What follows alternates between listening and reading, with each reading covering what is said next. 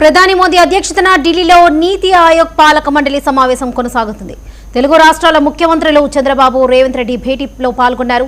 దేశవ్యాప్తంగా రాష్ట్రాల అభివృద్ధి, కేంద్ర రాష్ట్రాల సమన్వయం, మౌలిక సదుపాయాల విస్తరణ, ఆర్థిక పురోగతి, వ్యవసాయం, పారిశ్రామిక అభివృద్ధి, పట్టణీకరణ వంటి అనేక అంశాలపై ఈ సమావేశంలో విస్తృతంగా చర్చ జరుగుతుంది.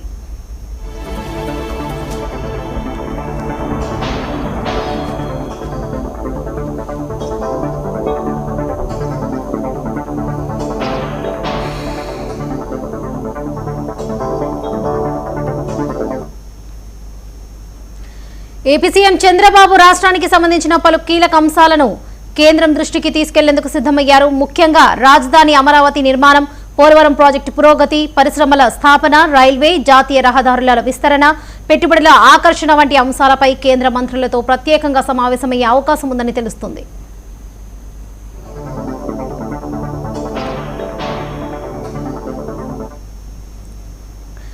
ఇదే సమయంలో అమరావతి అభివృద్ధికి సంబంధించి కేంద్ర ప్రభుత్వం తీసుకున్న కీలక నిర్ణయం రాష్ట్రానికి పెద్దన ఊరటనిచ్చింది. అమరావతిలో ఢిల్లీ తరహాలో కేంద్ర ప్రభుత్వ కార్యాలయాల సముదాయాన్ని ఏర్పాటు చేయడానికి కేంద్రం ఆమోదం తెలిపింది.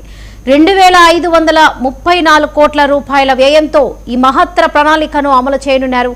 మోదీ అధ్యక్షతన జరిగిన కేంద్ర ఆర్థిక వ్యవహారాల మంత్రివర్గ కమిటీ సమావేశంలో ఈ ప్రతిపాదనకు ఆమోదం లభించింది.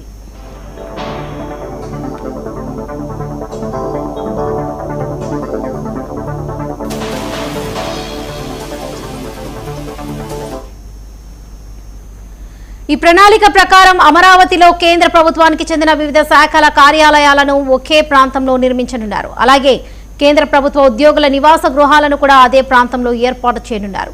పరిపాలన వ్యవస్థ మరింత సమర్థవంతంగా పనిచేసేలా ఈ నిర్మాణాలను రూపొందించేస్తున్నారు. దాదాపుగా 5 ఎకరాలకు పైగా విస్తీర్ణంలో ఆధునిక సౌకర్యాలతో కూడిన కార్యాలయ భవనాలను నిర్మించనున్నారు. 2 ప్రత్యేక విభాగాలుగా నిర్మించే ఈ భవనాల్లో కేంద్ర ప్రభుత్వ శాఖలు తమ కార్యకలాపాలను నిర్వహించనున్నాయి.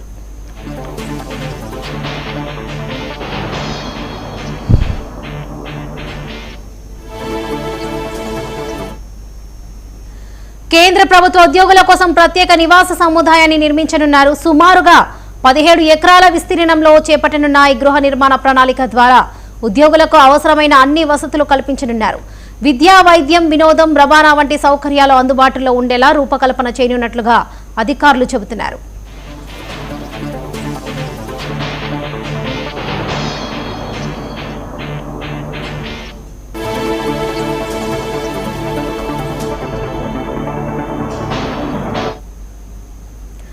అమరావతిని ప్రపంచ స్థాయి రాజధానిగా తీర్చిదిద్దాలనే లక్ష్యంతో రాష్ట్ర ప్రభుత్వం ముందుకు సాగుతున్న తరుణంలో కేంద్ర ప్రభుత్వం ఈ నిర్ణయం అత్యంత ప్రాధాన్యత సంతరించుకుంది.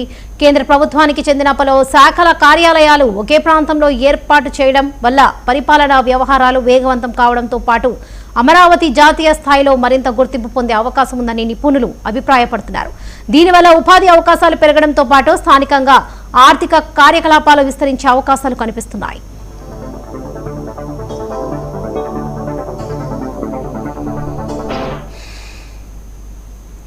మరోవైపు తెలంగాణ సీఎం రేవంత్ రెడ్డి ఢిల్లీలో కీలక సమావేశాల్లో పాల్గొంటున్నారు. నీతి ఆయోగ్ సమావేశంతో పాటు తెలంగాణకు సంబంధించిన పలు అంశాలపై కేంద్ర మంత్రులతో చర్చలు జరపనున్నట్లుగా సమాచారం. రాష్ట్ర అభివృద్ధి ప్రణాళికలు, నిధుల కేటాయింపు, సాగునీటి ప్రాజెక్టులు, పట్టణాభివృద్ధి, రహదారి నిర్మాణాలు వంటి అంశాలను ఆయన కేంద్రం దృష్టికి తీసుకెళ్లే అవకాశం ఉంది.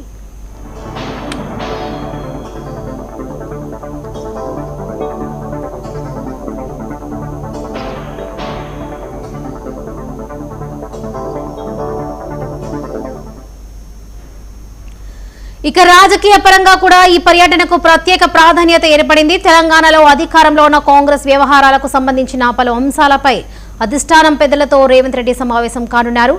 పార్టీ సంస్థాగత నిర్మాణం, భవిష్యత్ రాజకీయ వ్యూహాలు, స్థానిక సంస్థల ఎన్నికలకు సంబంధించిన కార్యాచరణపై చర్చలు జరగనున్నట్లుగా సమాచారం.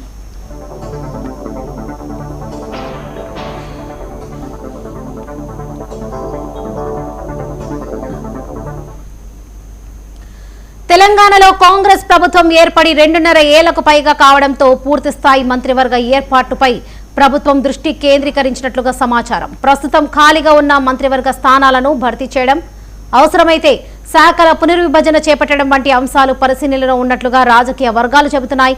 ముఖ్యంగా రాబోయే జీహెచ్ఎంసీ ఎన్నికలను దృష్టిలో ఉంచుకొని రాజకీయ సమీకరణాలకు అనుగుణంగా నిర్ణయాలు తీసుకునే అవకాశం ఉందని భావిస్తున్నారు హస్తం నేతలు.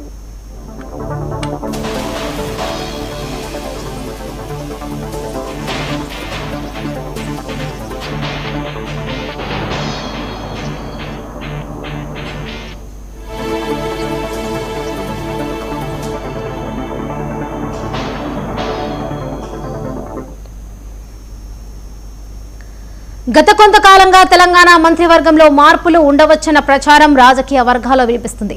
కొందరు కొత్త నేతలకు అవకాశం కల్పించవచ్చని, మరికొందరు మంత్రులకు కొత్త బాధ్యతలు అప్పగించవచ్చని చర్చ జరుగుతుంది. ఇప్పటికే పలుమార్లు పార్టీ అగ్ర నాయకత్వంతో చర్చలు జరిపిన ముఖ్యమంత్రి రేవంత్ రెడ్డి మంత్రుల పనితీరు, ప్రభుత్వ కార్యక్రమాల అమలు, ప్రజల అభిప్రాయాల వంటి అంశాలపై నివేదికను సమర్పించినట్లుగా ప్రచారం సాగుతుంది.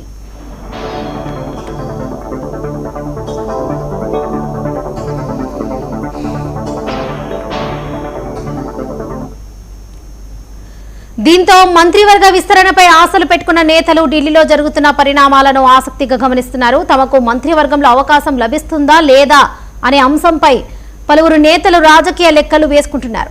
మరోవైపు ప్రస్తుతం మంత్రులుగా కొనసాగుతున్న నాయకుల్లో కూడా ఉత్కంఠ నెలకొంది.